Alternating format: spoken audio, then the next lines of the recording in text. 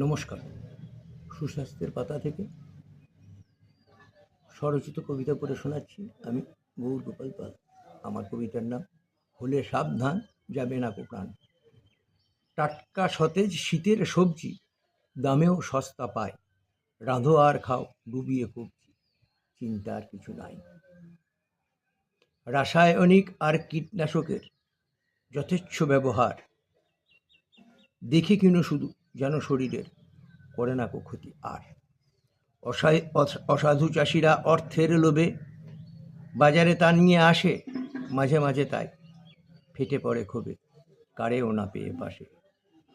অসাধুর থেকে হলে সাবধান, দীর্ঘ জীবন পাবে, বিষমদে প্রাণ হলে বলিদান, তবুও সে মদ খাবে।